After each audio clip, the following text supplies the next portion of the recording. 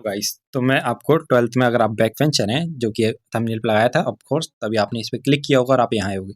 तो मैं आपको इकोनॉमिक्स में अगर आपने थोड़ी लापरवाही की है, थोड़ी नहीं थोड़ी सी ज़्यादा लापरवाही की है, तो उसे मैं हैंडल करने के लिए बता सकता हूँ कि आपकी लापरवाही कैसे सुधर सकती है। मैं आपको लगभग 10 से 12 टॉपिक्स ऐसे बता दूंगा माइक्रो इकोनॉमिक्स में, क्योंकि इसी में ज़्यादा प्रॉब्लम आती है लोगों को।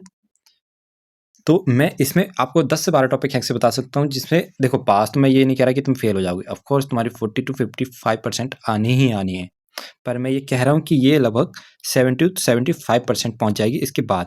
अब इसका इतना ये नहीं कि एग्जैक्ट 10 या 12 ही बताऊंगा, इससे ऑफ कोर्स इससे ज़्यादा जाएंगे क्योंकि टॉपिक बहुत ज़्यादा हैं, पर मैं कोशिश करूंगा कि कम से कम बताऊं और तुम्हारी सारी गलती अच्छे से हैंडल हो सकती है। मतलब सारे, अगर मान लो देखो, हम कोर्स ऐसा रहता है कि बच्चा जब नहीं पढ़ता है तो बहुत सारी शिकायतें रहती हैं, सोसाइटी को भी, क्लास को भी, टीचर को भी, मुझे भी बहुत बच्चों से अपने रहती हैं।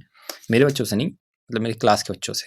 ऑफ कोर्स मेरी शादी नहीं हुई तो मेरे बच्चे नहीं हैं, पर ठीक है, उन्हें कैसे हैंडल कर सकते हैं तो मैं वही बता रहा हूँ। तो पहला टॉपिक जो मैं लगता है कि जो सबसे ज़्यादा अगर पूछे जाने की चांस हैं तो मेरे अकॉर्डिंग है वाटर सिस्टम। देखो, राइटिंग पे मत जाना क्योंकि ये टैब पे लिख रहा हूँ और ये बहुत ज़्यादा फिसलता है इसमें, तो ये इस तरह से चल रहा है। वाटर सिस्टम एंड लिमिटेशंस, पहला टॉपिक जो मुझे लगता है ये तुम्हें ज़रूर आना चाहिए, क्योंकि इसकी जो लिमिटेशन है वही क्या है, मनी के लिए फंक्शन का यूज़ करे इतनी है। जो इसकी प्रॉब्लम है वही मनी के लिए, फ़ायदे के लिए यूज होती हैं, इस वजह से हमें ये वाला टॉपिक याद होना चाहिए। दूसरा क्या है, money supply. Money supply, money supply हमें अच्छे से याद होना चाहिए। पहला क्या है, वाटर सिस्टम, दूसरा है मनी सप्लाई। मनी सप्लाई हमें बहुत अच्छे से याद होना चाहिए। इसमें भी एक टॉपिक है credit creation,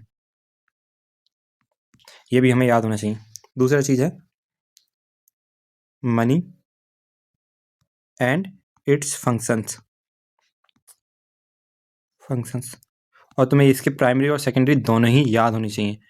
primary function, function के लिए एफ एन भी लिखते हैं तो एफ एन लिख दूंगा, और सेकेंडरी फंक्शन। प्राइमरी फंक्शन और सेकेंडरी फंक्शन इसके जरूर याद होने चाहिए, ये याद कर लोगे। यहाँ से अगर बाई चांस ये आ गया तो 3 से 4 नंबर यहाँ पर, 3 से 4 नंबर यहाँ पर। मैं ये नहीं कह रहा कि आ जाएगा, पर आने के चांस तो हैं। मैं इतने तुम्हें टॉपिक बता दूंगा कि इससे कवर हो जाएगा। और नेशनल इनकम, नेशनल इनकम, इसकी तुम थ्योरी पे ध्यान मत देना, पर इसके जो न्यूमेरिकल हैं वो ज़रूर देख लेना। इतने कठिन नहीं है इसके न्यूमेरिकल, तीनों मेथड पे, चाहे तो प्रोडक्ट मेथड हो, इनकम मेथड हो, या फिर एक्सपेंडिचर मेथड हो, सभी पे देख लेना। सभी पे न्यूमेरिकल्स देखना बहुत ज़रूरी। एक न्यूमेरिकल आएगा ही और 6 नंबर तुम्हारे दे के जाएगा वो, ठीक है। आप कहोगे तो मैं भी करा दूंगा, मैं ये सारे टॉपिक करा दूंगा अगर तुम लोग कहोगे तो। पर अगर ऑफकोर्स सिंपल सी बात है, मेरे पास इतने सब्सक्राइबर या व्यूज़ नहीं आते तो मैं क्या ही कराऊंगा, ठीक है। ये हो गए 4, हो गए। 5वां टॉपिक बैंक। बैंक में भी, बैंक जरूर देख लेना। और मैं तुम्हें बताऊं, बैंक में अभी तुम बैंक, आरबीआई के फंक्शन देख लेना। एंड अभी मुझे लगता है नाबार्ड के आ सकता है, क्योंकि काफ़ी चीज़ आ रही है नाबार्ड से, तो हो सकता है नाबार्ड से आ सकता है। नाबार्ड से नहीं तो रूरल बैंक जरूर देख लेना, रूरल बैंक्स। और आरबीआई के फंक्शन देख लेना, तो वो सब इसी में आएंगे, आरबीआई के फंक्शंस, आरबीआई के फंक्शंस 6 नंबर। और एक इसका फॉर्मूला मैं तुम्हें सीधे बता रहा हूँ, उसके चैप्टर का नाम एग्जैक्ट याद नहीं है, एक्सेस डिमांड एंड सप्लाई। ये चैप्टर देख लेना, excess demand and supply, excess demand and supply. और इसमें भी हमें देखना क्या है, फॉरेन रेट, मतलब फॉरेन एक्सचेंज रेट जो है वो किस तरह से, मार्केट किस तरह से उसे फंक्शनेट करता है, या फंक्शन किस तरह से वो फ्लैक्चुएट करता है, ऊपर नीचे होता रहता है। एक इसमें रिवैल्यूएशन देख लेना और डिवैल्यूएशन देख लेना, और इधर appreciation and depreciation of currency. कहोगे तो और साफ लिख सकता हूँ मैं, ऐसी कोई प्रॉब्लम नहीं है, पर मैं बोल भी रहा हूँ। ऑफकोर्स तुम 12th के हो तो तुम्हें ये सब समझ में आ रहा होगा। ये अगर मैं बोल के लिख रहा हूँ, currency, revaluation, devaluation, appreciation, depreciation, ये सब समझ में आ रहा होगा। अरे हाँ, और सबसे इम्पोर्टेंट नहीं, बाकियों की तरह ही है, GDP टू NNPFC, ये ज़रूर देख लेना। कि यहाँ से किस तरह से जी के लिए हम डेप्रिसिएशन का यूज़ करते हैं, इसके लिए हम NIFI का यूज़ करते हैं, MP के लिए NIT को माइनस करते हैं, इन दोनों को प्लस करते हैं, इसे माइनस करते हैं, इसे प्लस करते हैं और इसे माइनस करते हैं NIT को, और किस तरह से हम इस पे आते हैं। उसके बाद 8 नंबर, थोड़ा इस पे आते हैं। 8 नंबर है वैल्यू एडिट मेथड। वैल्यू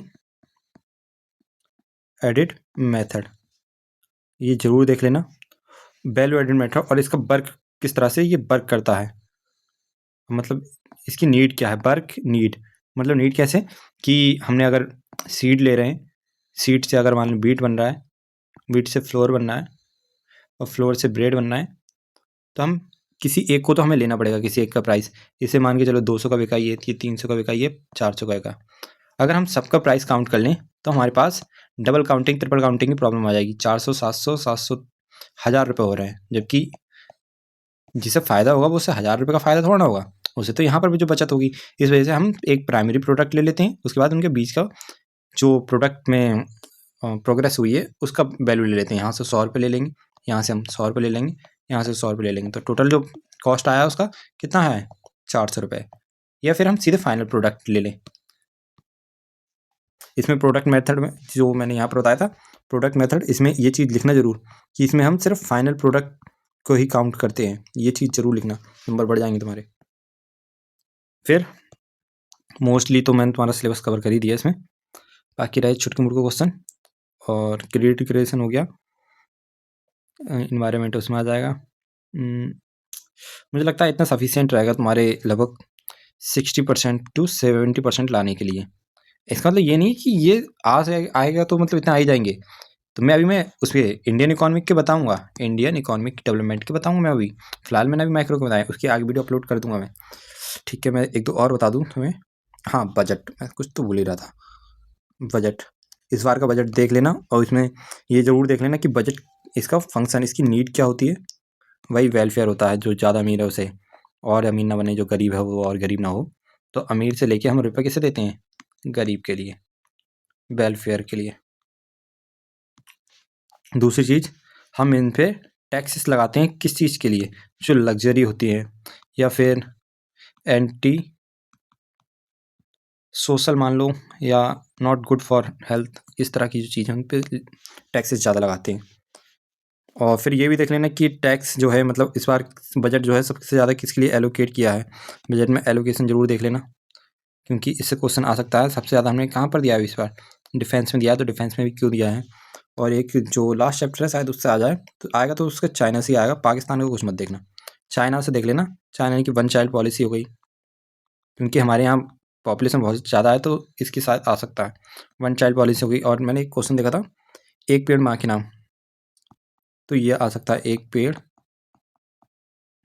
माँ के नाम, ये आ सकता है क्योंकि ये मॉडल पेपर में दे रखा था। तो 1 ट्री फॉर मदर, 1 ट्री कहना तो गलत होगा, फॉर प्लांट कहना सही होगा, पर उसमें तो ट्री लिखा हुआ था। फिलहाल प्लांट कहना ज़्यादा सही रहेगा, क्योंकि ट्री मतलब ग्रोथ मतलब ग्रोन प्लांट को हम ट्री कहेंगे। ठीक है, कितनी देर की वीडियो होगी, 10 मिनट की होगी। इट्स ओके, फाइनल, डन है बॉस, डन है बॉस।